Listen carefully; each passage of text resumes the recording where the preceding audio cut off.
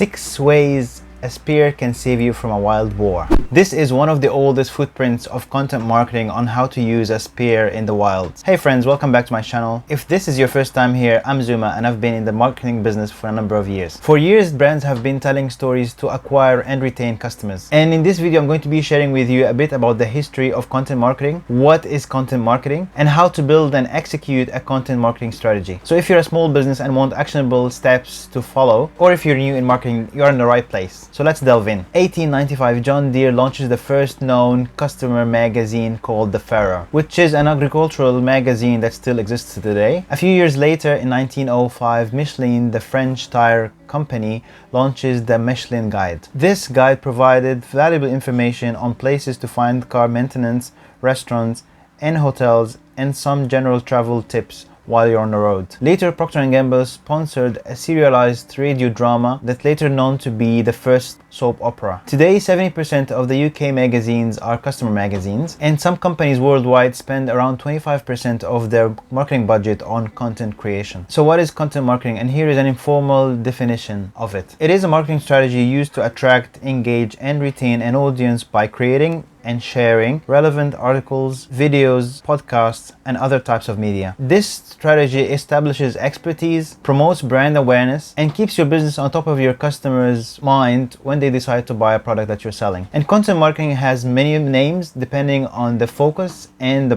type of the business. So some know it as copywriting, content writing, video production, and so on. So why content marketing is so important? Socrates said, "Speak so I can see you." Speak so I can see you. Everyone is a black box and not known to the outside world until they speak out about their values, their interests, their qualities, and what they like and not like. Likewise, for business, we also need information about the brands that we're interested in, like their qualities, where they get the material from, and the values they adopt to perform the service, and how they perceive the customer. So you provide your customers with content about your product and how to make the best use of it, or write a blog post about how your product can improve their life. And it's so simple. You put out some free content and you get paid for customers buying your product. So when they consume your content, they will say, "This business looks like they know what they're doing, so let me hire them or buy from them." And the good thing about content marketing compared to other marketing strategies is that it's a pull strategy. A pull marketing draws consumer interest in your brand or products. And the first step to build a solid content marketing is topics and keywords. Decide on the topics and the keyword that you want to rank for. So if you're in a food business, for instance, you can decide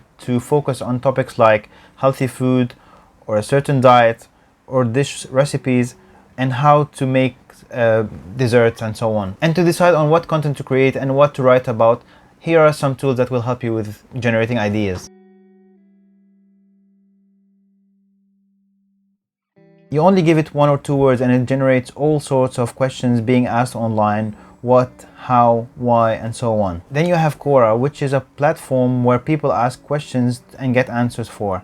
It's a great place to get content ideas. Next, you have Google Search Console, and it is great at giving you ideas on which keywords lead to your website. Then you have Google Ads Keyword Planner. It is another place that gives you ideas on key phrases and topics by volume of monthly search and the level of competition to targeting them. Then you have your competitor's website. Audit your competitor's website because they can grab your attention to questions that customers can be asking. And this gives you a chance to be comprehensive in the content you produce and outperform them with quality of your content. Next, you have Reddit, the famous forum which has questions and answers on various topics. You can see what people look up there and you can create your content to answer the questions that bring visits to your content pieces. Then you have Google Suggest, which is another source of ideas. When you start typing in the search bar, Google starts suggesting key phrases like an auto-completion from search history. You also have YouTube. It can provide you with ideas for your content. So when you search on YouTube for a certain topic, you will get heaps of ideas to talk about. And one of my favorites is surveys. You can also survey your customers about what they expect to hear from you. Send a survey to your mailing list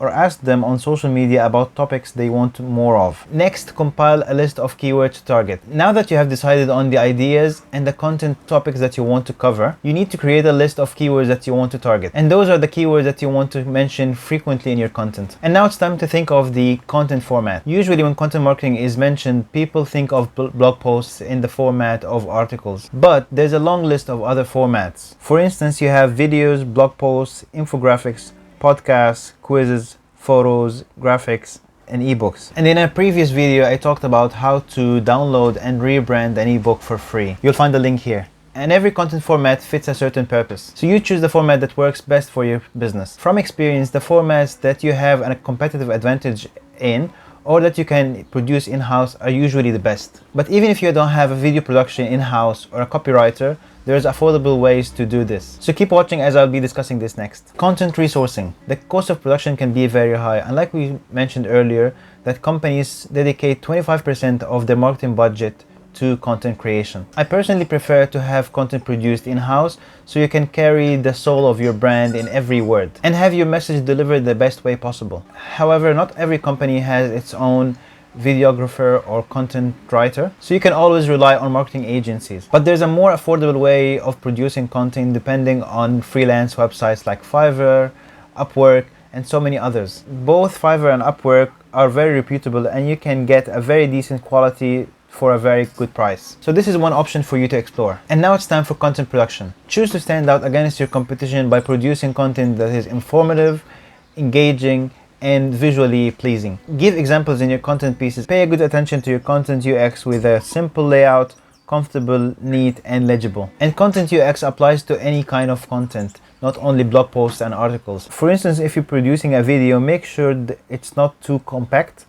that the scenes are not too long, and that the music is not too loud. Also make sure that your content is actionable and sits somewhere in the sales funnel. The whole objective of the exercise is to lead to sales. And now it's time to optimize your content for SEO. Make sure your title tags are super enticing to click on. Even if you created the best piece of content, a boring, non-interesting title can fail you and might not make it to the search engine rankings. And use your keywords multiple times in your content, whether it's a blog post, and a podcast, or a video. Another good tip here is to link to other websites, especially on blog posts. Once your content is published, make sure to use it on social media and in your newsletter. Promote your content on other locations on your website and on your digital assets. You can also boost your content on Facebook and Instagram using the retargeting strategy at a lower cost. And after publishing your content, it's now time to track the performance of it. And there are two main things to track here: the traffic to the content, and this is an indicator of how informative and engaging this content is. Note that traffic picks up over time and that growth is exponential, and you need some patience before you start to see results. The second thing to measure, which is the most important, is conversion. And here you want to measure the impact of your content on your sales. So analyzing your numbers here will give you an indicator of how the pieces of content